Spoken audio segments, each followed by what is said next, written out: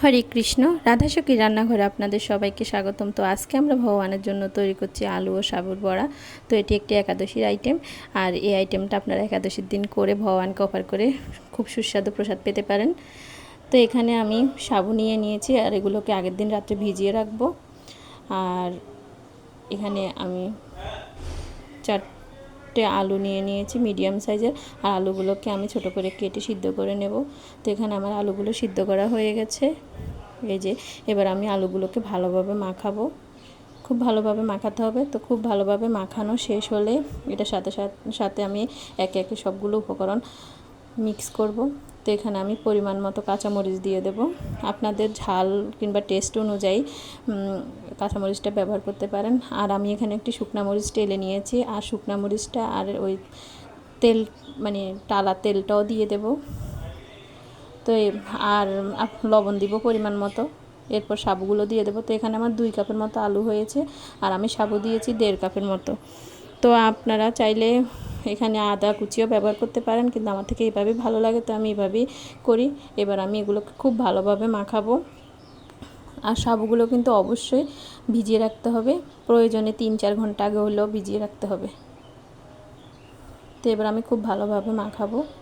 খুব সুন্দর করে মাখানোর পরে আমি এগুলাকে গোল গোল করে বড়ার আকার দিয়ে রাখবো আগে, তারপরে এগুলাকে ভাজবো।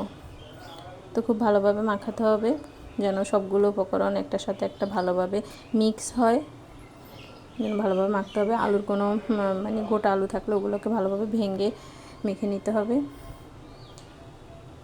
তো এই বড়াটা অনেক সুস্বাদু একটা আইটেম, যা আপনাদের ঘরের ছোট সদস্য বড় সদস্য সবাই পছন্দ করবে।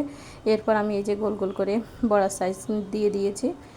এবার আমি এখানে একটি কড়াইতে সূর্যমুখী তেল দিয়ে দেব পরিমাণ মতো, আর তেলটাকে খুব ভালোভাবে গরম করব। এখানে যদি মিডিয়াম তাপে আপনি তেল গরম করে তারপরে বড়াগুলো দেন, তাহলে কিন্তু বড়াগুলো ভেঙে যেতে পারে। তো এই জন্য আপনাকে ভালোভাবে তেলটাকে গরম করে নিতে হবে। এরপর মিডিয়াম আঁচে বড়াগুলোকে ভালোভাবে ভাজতে হবে। আর অবশ্যই যখন এক পিঠ ভালোভাবে লাল হবে, তখনই কিন্তু আপনাদের অন্য পিঠ উল্টিয়ে দিতে হবে। কিন্তু এর আগে যদি আমরা উল্টাতে চাই, তাহলে কিন্তু বড়াগুলো ভেঙে যাবে। তো এই যে আমার এক পিঠটা খুব ভালোভাবে লাল হয়েছে। তো এবার আমি সবগুলো বড়া উল্টিয়ে নেব। আর অবশ্যই তখন মিডিয়াম তাপে ভাজতে হবে, একদম লো হিটে কিন্তু ভাজা যাবে না, নাহলে বড়াগুলোর ভিতরে তেল প্রচুর পরিমাণে তেল ঢুকে যাবে, আর বড়াগুলো কিন্তু ভেঙে যাবে। তো এবার আমরা খুব ভালোভাবে মিডিয়াম আছে লাল লাল করে এপিট ওপিট উল্টিয়ে নেব। তো এখানে আমার বড়াগুলো প্রায় হয়ে গেছে। তো এবার আমি বড়াগুলোকে নামিয়ে নেব একটা একটা করে।